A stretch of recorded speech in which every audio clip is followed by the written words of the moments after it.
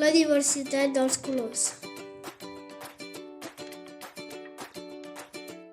Vet aquí una vegada una escola on totes les coses estaven molt ben endreçades i separades als diferents prestatges de les aules.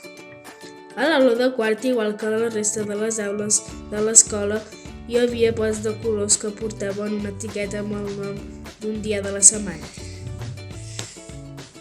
Només hi havia pots de 5 colors diferents, que eren els preferits de la directora i estaven agrupats de manera que tots els que eren d'un mateix color estaven dins el mateix pot.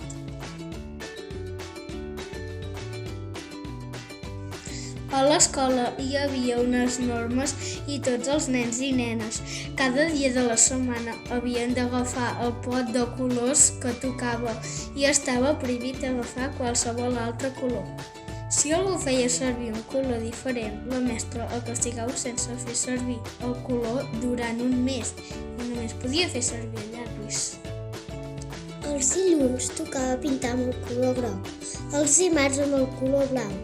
Els dimecres només podíem fer servir el color vermell, els dijous el color verd i els divendres era el torn del color carn. Al cap de setmana els colors i retoladors es quedaven a l'escola esperant que el dilluns els tornessin a agafar. Estaven avorrits i tristos, fins que tornava a començar la setmana i els nens i nenes tornaven a omplir les aules. Així doncs, el primer dia de la setmana, els nens i nenes només podien pintar el sol, els xinesos, la sorra, les patates fregides, l'oli, els girassols.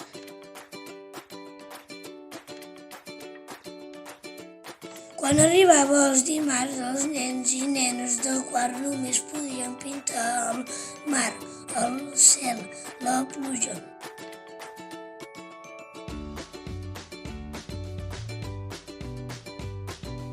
El dimecres només podíem pintar les teulades de les cases, les postes de sol, les flors, els cors, les piruletes, algunes peces de roba.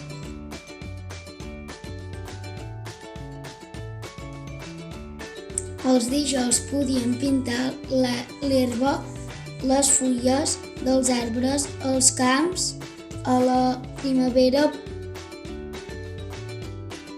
I finalment, el divendres només podien pintar de color carn i els nens i les nenes només podien pintar cares, braços i cames de gent que tingui la pell blanca.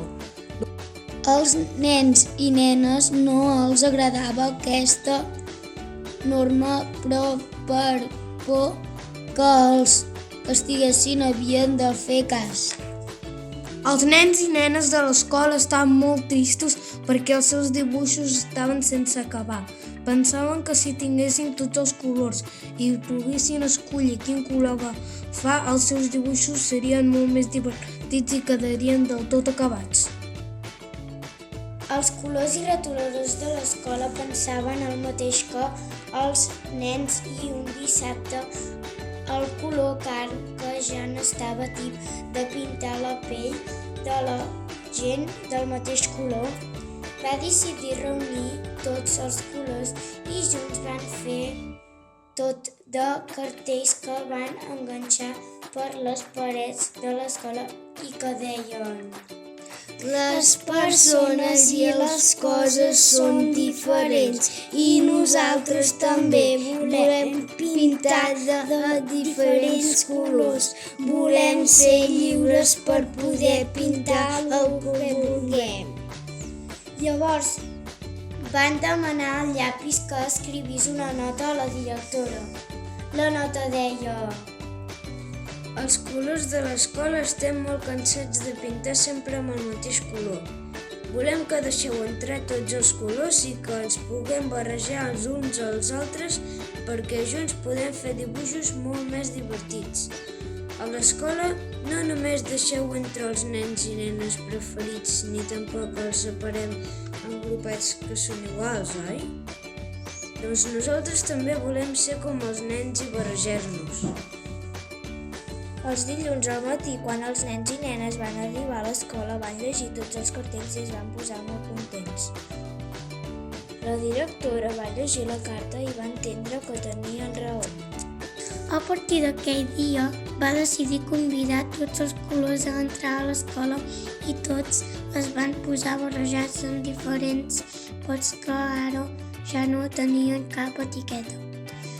Els nens podien fer-los servir tots i decidir la pell de les persones que pintaven, els colors del cel, les muntanyes, els arbres, la roba. I així va ser com tots van aprendre que ser diferents és més divertit i els dibuixos de tots els nens i nenes de l'escola van ser més bonics que mai.